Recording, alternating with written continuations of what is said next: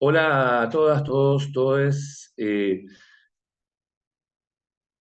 Primera aclaración. Esta va a ser una clase sobre procesos de producción social de sentido y muy en particular una aproximación a la teoría de la discursividad social de Eliseo Verón, que sirve como marco para la aplicación de una metodología específica de análisis de discursos aplicable a distintos objetos, desde el análisis de discurso político hasta el análisis de productos mediáticos de distintos medios tradicionales o de los mal llamados nuevos medios, pero no significa que ver esta clase los exime de la lectura de algunos textos claves, obligatorios, sugeridos en el programa, y también algunos complementarios. Por ejemplo, la lectura de La semiosis social, fragmentos de una discursividad de Eliseo Verón, o el artículo Fragmentos de un tejido, también de Eliseo Verón, se hace muy importante. Así como también algún repaso del conocimiento que tengamos de autores como Saussure en Curso de Lingüística General, y o de Peirce, La ciencia de la semiótica, y como atajo les recomendamos la lectura de un manual de cátedra, Análisis y Discursos, donde particularmente pueden leer, que tampoco sirve para evitar la lectura de los textos de primera mano, pero en ese manual artículos de Pilar Ramírez de Castilla, de Susana Martins y también de quien habla, sin miedo de ser autorreferencial, les puede servir y mucho. Y un eh, textito, y lo digo porque es muy cortito y muy amigable, pero no por eso menos denso, eh, que les puede ayudar y mucho, es el texto El signo, el proemio o prólogo del texto El signo de Humberto Eco, y también un artículo de Eliseo Verón llamado sencillamente Signo, publicado en el libro Términos Críticos de la Sociología de la Cultura, compilado por Carlos Altamirano. Dicho esto, eh, contarles que precisamente venimos ya charlando de la noción de procesos de producción de sentido. Eh, y hablar de sentido y no necesariamente de significado ya implica una firme postulación. Y acá es donde se hace necesario eh, revisar algunas nociones previas, porque muchas veces cuando hablamos de análisis de discursos, ¿no?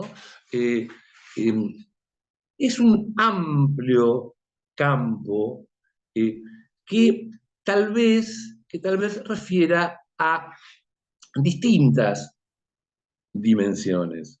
Eh, por ejemplo, estamos como muy atados a las nociones ligadas a la lingüística, y que precisamente el análisis de discursos sea análisis de textos escritos, orales, eh, y también muy atada la noción de análisis de discursos a eh, la cuestión de contenidos, análisis de contenidos.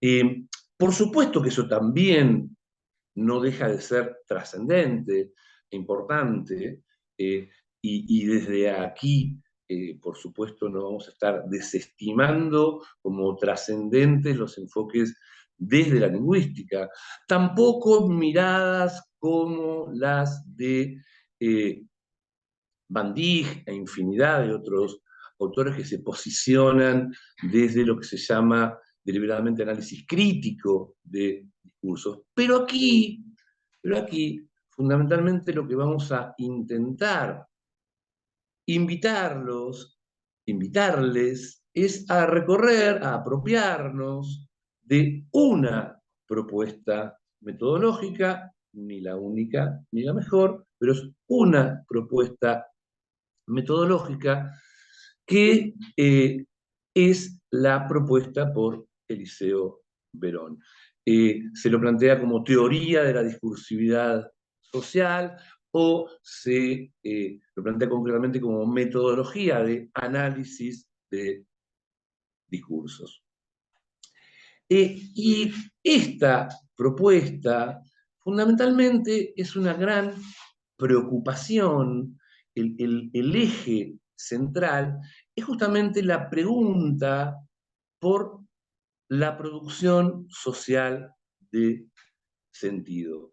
Y aquí esta propuesta, esta teoría está fundada, fundamentada, sustentada en una doble hipótesis que justamente plantea que los fenómenos sociales son constitutivos de los procesos de producción social de sentido.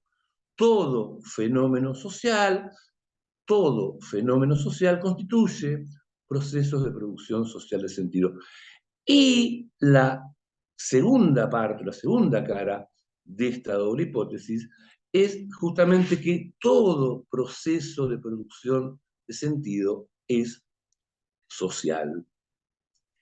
Y esto es importante, y acá se explica la referencia que hacía a la lingüística, por ejemplo, o a otros abordajes, porque esta afirmación implica no un ensanchamiento de la lingüística, tampoco se trata de defenestrar o dejar de lado la lingüística, sino que desde la certeza que todo fenómeno social tiene una dimensión significante y que esa dimensión significante se la plantea, se la construye, se la disputa en el seno de las sociedades, Verón propone una metodología con una profunda vocación translingüística.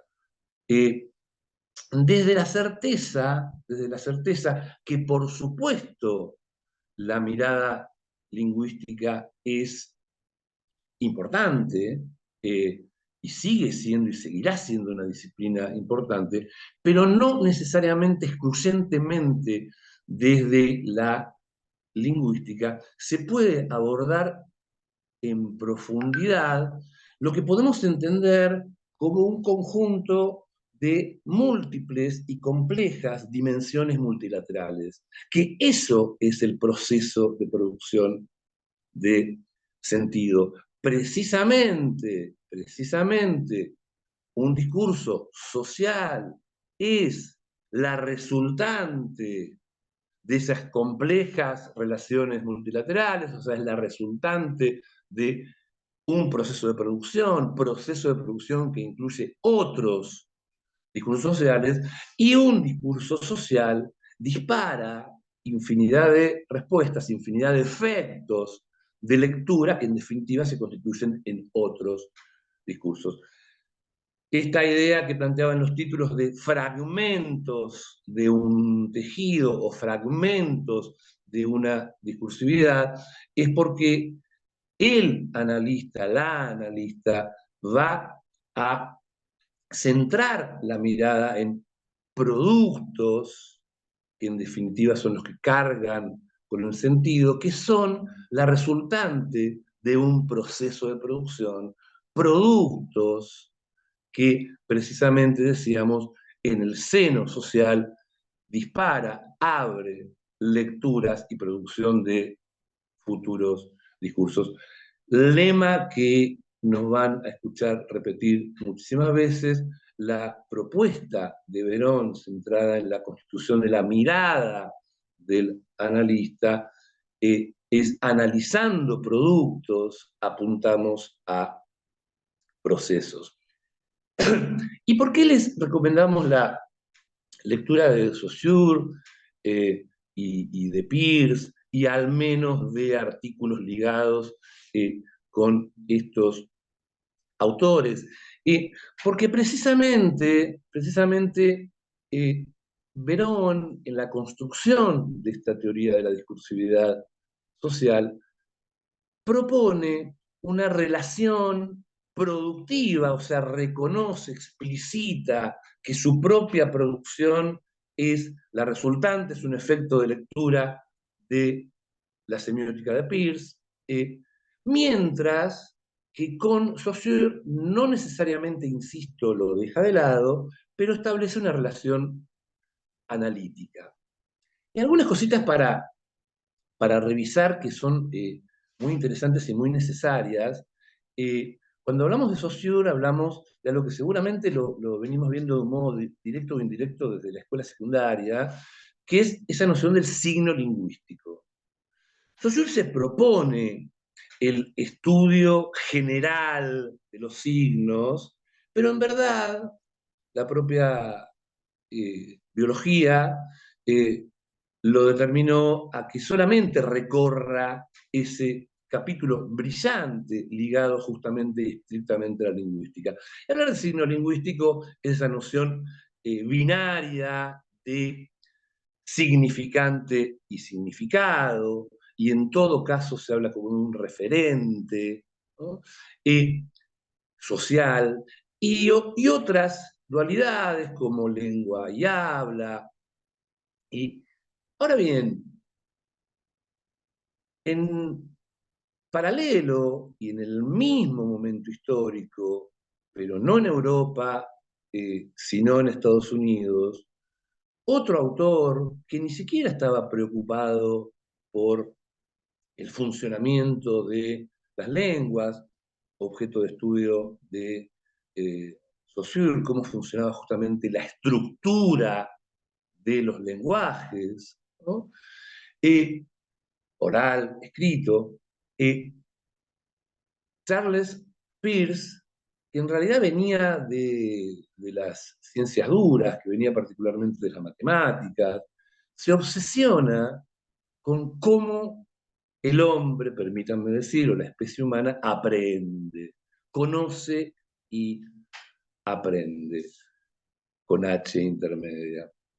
Y esta obsesión lo lleva a también construir una teoría general de los signos, entendido como unidad mínima de análisis, y entendiendo al signo como algo material. Y esto es muy interesante de apropiarnos, porque mientras justamente Saussure plantea el signo como una entidad psíquica, Peirce plantea que el signo es material, o sea, todo lo que en definitiva luego tendrá un sentido, o varios sentidos, en el seno de una sociedad, se dispara justamente, algo que tiene el término sentido, a través de los sentidos. Entonces, de eso hablamos cuando hablamos de materialidad. Siempre el signo, siempre el sentido, tiene una base material. O entra por los ojos, por el oído, por el olfato, por el gusto, por lo táctil, entendiendo no solamente lo que se toca, o como suelo decir irónicamente, todo junto y es más divertido. Entonces, esta noción de materialidad del sentido es muy, pero muy importante y es una de las cuestiones que eh, justifican y orientan la relación, como decíamos, productiva que Verón establece con Peirce. Otro aspecto central, y lo verán que figura obviamente en el programa, de la mano de la idea de proceso de producción social de sentido, es la noción de construcción social de lo real. Es en el seno de la sociedad que esa propia noción de que es real y no confundamos lo existente con lo real, que muchas veces lo usamos exactamente al revés, ¿no?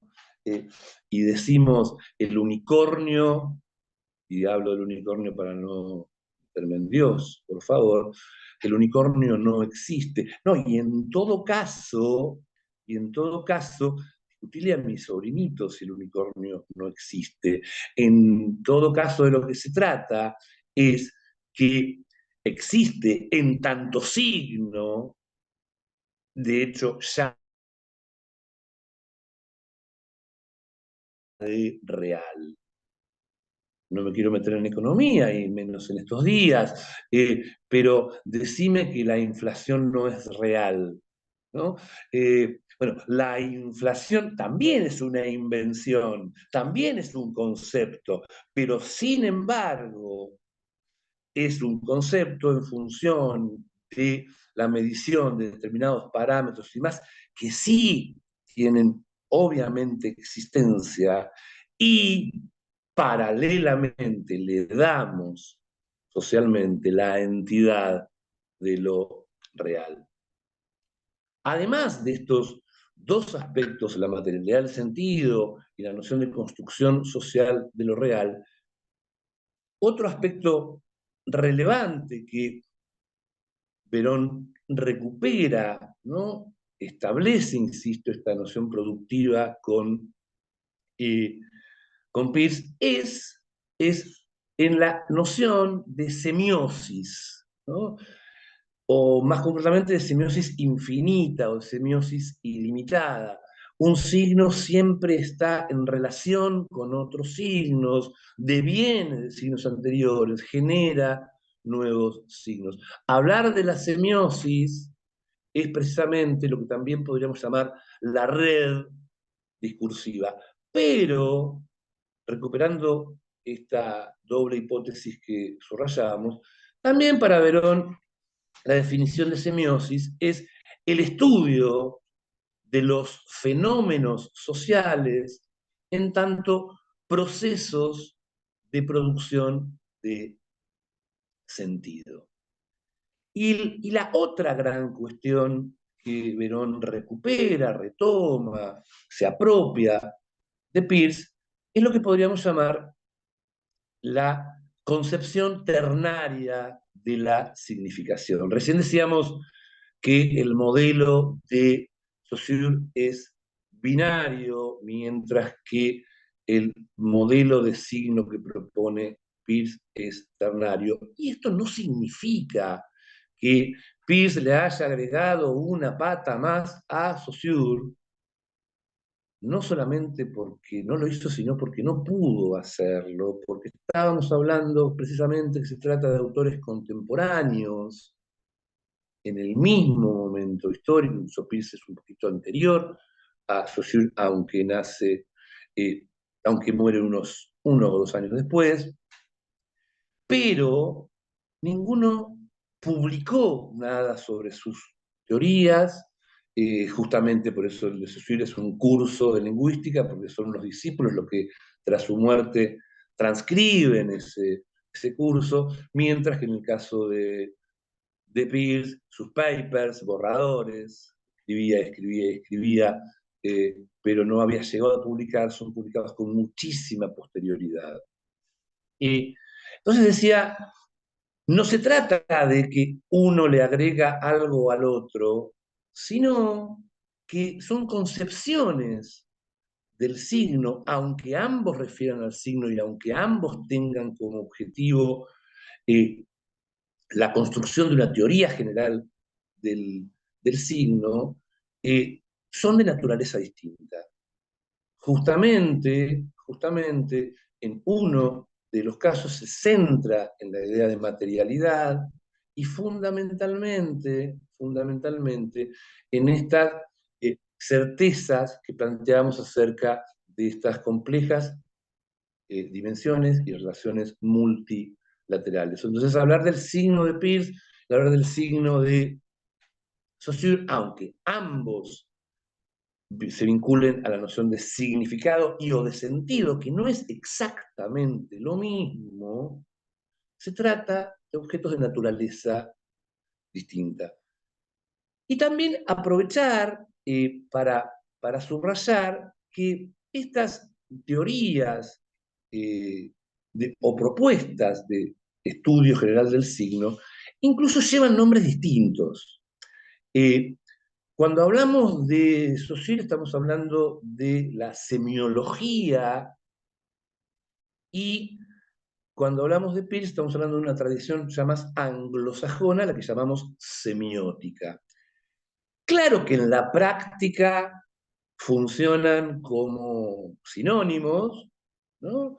Y de hecho hay materias en planes de estudio que se llaman semiología, y en verdad abordan ambas perspectivas. En otras carreras, incluso hasta en medicina, existen justamente en el marco del estudio de los signos eh, asignaturas que se llaman semiología, pero sí es bueno saberlo que para ser riguroso, aunque nadie te va a retar cuando los uses como sinónimo o cuando te definas como semiólogo o como semiótico, que justamente su propia denominación ya implica ciertas diferencias. Y recién hablábamos de semiosis y también referíamos previamente a un texto de Humberto Eco, que los invitamos no solamente a leer, sino también a jugar, a ser el señor Sigma, trasladado a esta época, y observar justamente cómo nuestra realidad está permanentemente rodeada de signos y somos generadores, productores y lectores de signos. Y ojo, por supuesto que también hay signos que son de la naturaleza, que también los leen como señales, como índices, otras especies. Pero aún esos signos son leídos desde la sociedad.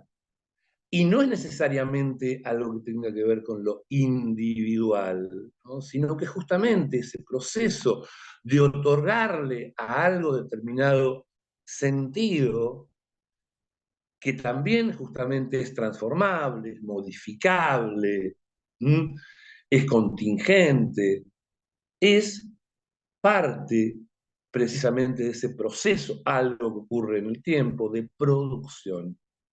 Y por supuesto también hay infinidad de signos creados directamente por la especie humana en distintos lenguajes y que se materializan en distintos soportes. Los propios cuerpos también son soportes de signos. Podríamos decir que somos también signos. Eh, y digo esto porque en ese textito de Humberto Eco aparece una noción trascendental que podría reemplazar o complementar la noción de semiosis, que es la idea de que en definitiva la sociedad es un sistema de sistemas de signos. Y esa noción es importante también justamente a la hora de entender que nuestro recorte, nuestra mirada puesta, por ejemplo, en un producto del discurso político o en un producto televisivo, eh, es precisamente una partecita de ese proceso muchísimo más amplio y complejo. Y que siempre en la producción de un discurso hay otros discursos. Precisamente vamos siempre a decir que un discurso es la resultante de un proceso de producción. Por ende, tiene ciertas condiciones de producción. Entender justamente el análisis discursivo desde esta perspectiva de Verón es, como ya decíamos, y les prometimos que lo íbamos a repetir, entonces lo repetimos, analizando productos, apuntamos a procesos. El objetivo de esta propuesta teórico-metodológica es justamente que el analista intente reconstruir el proceso de producción.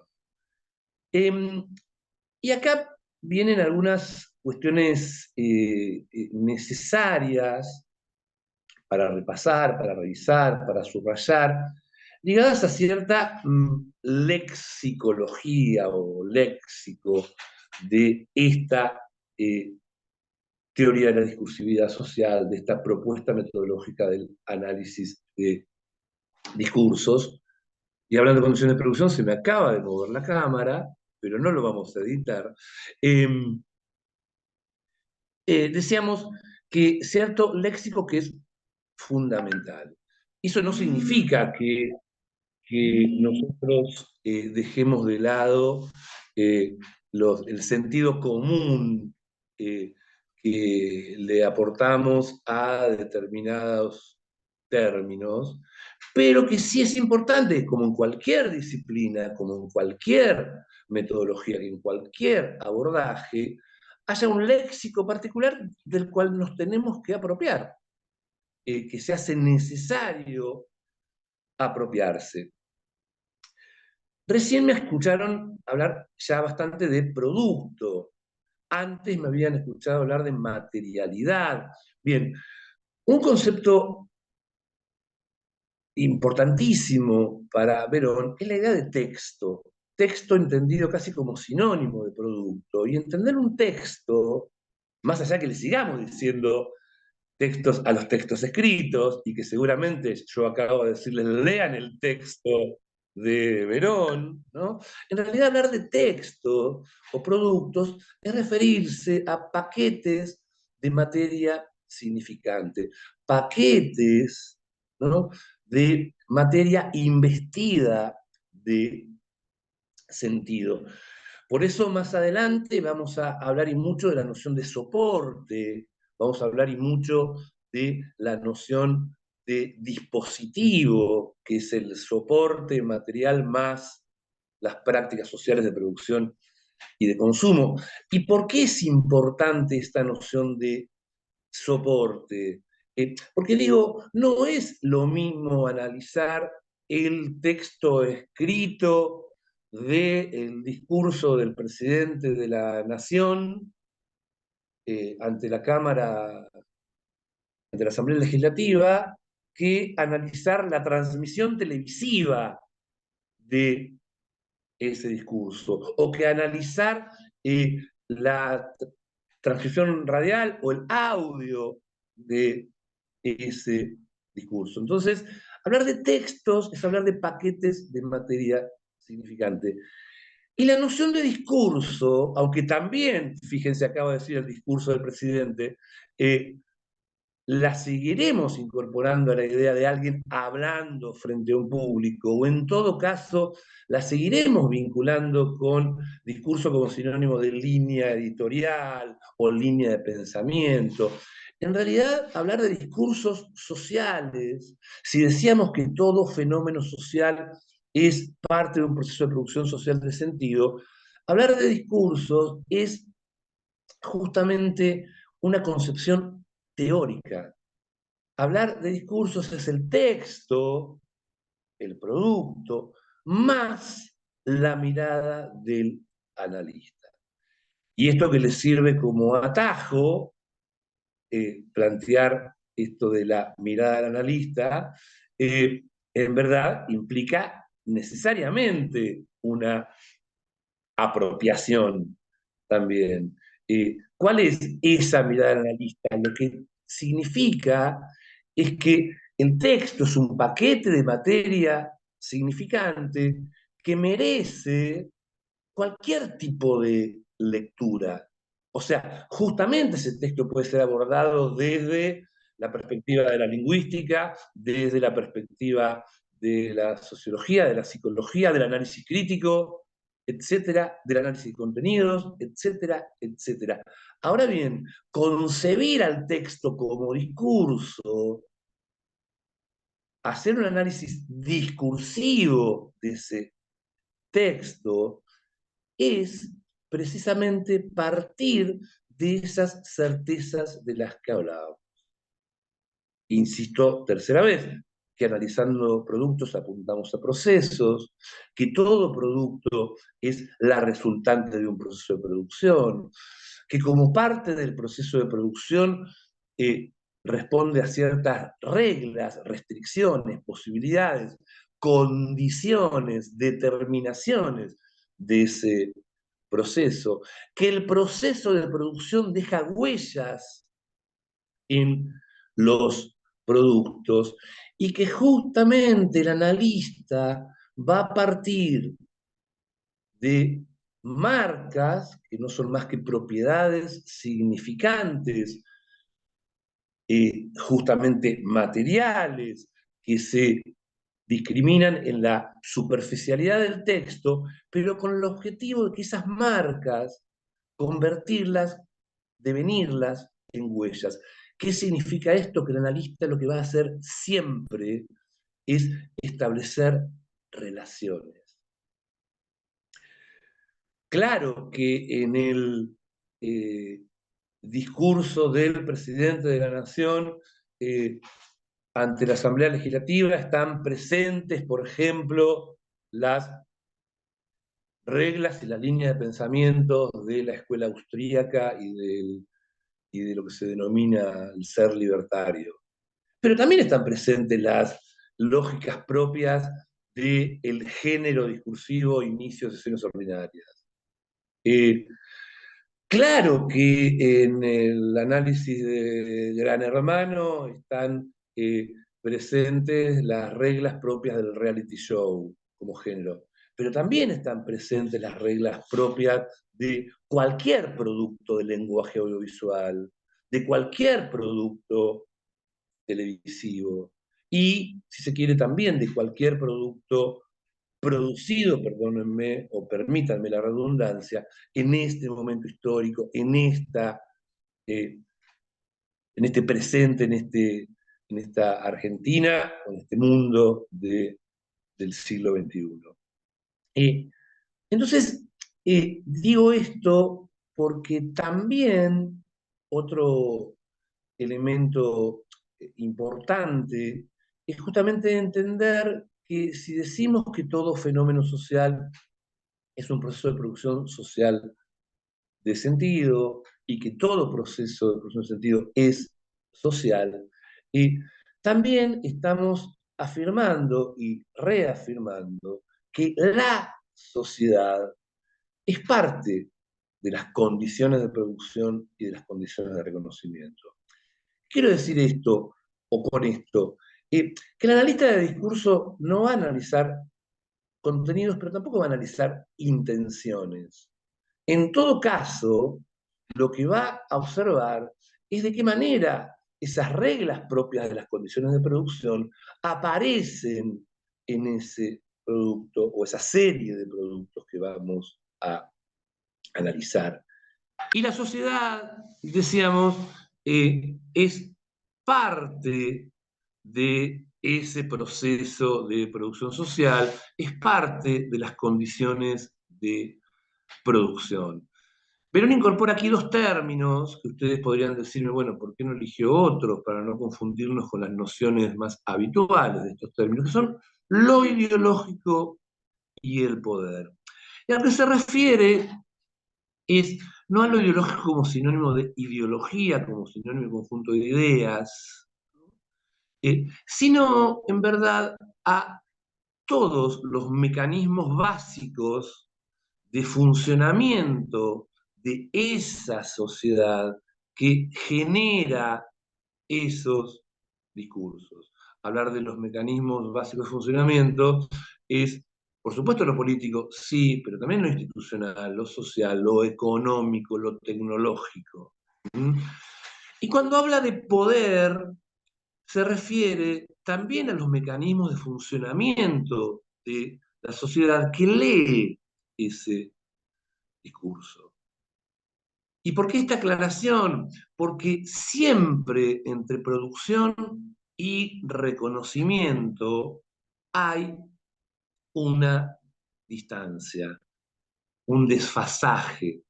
Y no solamente porque hablemos de distancia en términos cronológicos. Hay una distancia, hay un desfase o desfasaje, porque nunca son idénticas las condiciones de producción y las condiciones de reconocimiento. Ejemplo que me encanta dar, y si ya lo escucharon, pido disculpas, pero el público se renueva. Canciones como el libro La buena memoria de Luis Alberto Spinetta, o la de los dinosaurios de Charly García, ¿no? Hoy son leídas desde nuestros valores, desde nuestra sociedad, pero, pero fueron producidas en en una situación de ausencia de libertades, entendidas como entendíamos el concepto de libertades, de restricciones, de censura, y la valoración que a la distancia hacemos de esas canciones tiene que ver con cómo lograron decir lo que en verdad no se podía decir. Entonces, hablar de un texto, entendido como paquete de materia significante, en este caso una canción, ¿no? También, además de todas las reglas propias del lenguaje musical, del estilo rock, del género específico, también son parte de las condiciones de producción el momento histórico, la sociedad que produjo, delimitó, restringió la producción de tal discurso. La instancia de reconocimiento es una instancia de lectura. Y es interesante aprovechar para recordar que todo proceso de producción es de alguna manera un fenómeno de reconocimiento, y todo reconocimiento es productivo, o sea, se materializa la lectura en la producción de otros discursos. Esto da pie a otro de los términos básicos, que es la idea de interdiscursividad. Desde el abordaje que hagamos, justamente decíamos que vamos a analizar comparativamente, precisamente para observar en esa comparación entre productos distintos, qué condiciones comparten, que seguramente serán muchas más de las que creemos, y cuáles son las diferencias. Y las diferencias implicará justamente el sometimiento a algunas de las condiciones de producción distintas. Pero más allá de que juguemos a esta comparación, en realidad el analista siempre establece relaciones. Y siempre establece relaciones porque en el juego concreto de la comunicación, de la producción de sentido, justamente siempre hay un fenómeno de interdiscursividad. Hoy cuando charlábamos de la relación entre Verón y Peirce, y decíamos que una de las cuestiones que Verón recupera de Peirce es la concepción ternaria de la significación, justamente la gran definición de Peirce acerca del signo es sencillamente, y nada más y nada menos, que algo que representa algo para alguien, sin entender ese alguien como un individuo, sino un conjunto de otros signos, de otros discursos, de otros saberes, justamente desde la sociedad, que permite establecer esa relación entre el signo, lo que dispara el proceso de sentido, y el objeto, que no es la cosa, que es lo representado. Ahora bien, la definición completa es algo que representa algo para alguien en algún aspecto o carácter y bajo alguna disposición. ¿Qué significa esto? Que justamente ese signo no representa un objeto en su totalidad. Y también que siempre un signo está en relación con otros signos.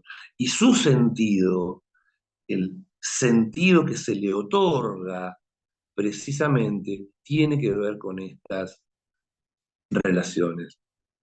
En algún momento recordábamos precisamente que hay infinidad de definiciones de cultura, eh, pero, pero hay alguna que plantea acerca de que la cultura eh, es justamente todo lo que produce y todo lo que consume una sociedad. Hay algún aporte muy interesante que reafirman esta definición, pero agregándole todo lo que produce, todo lo que consume y el sentido que se le otorga a eso que se produce y que se consume. Justamente esta propuesta que nos apropiamos del Liceo Verón tiene que ver con que nos animemos, y por eso les invitamos, a transitar este fascinante o insufrible mundo del análisis de discursos, y que tiene precisamente que ver con, a partir de productos concretos, a partir de fragmentos de la semiosis, tratar de entender esa complejidad de los procesos de producción social de sentido. Seguramente quedamos dispuestos para las consultas y demás. Nos reencontramos en cualquier momento. Esto es todo desde aquí.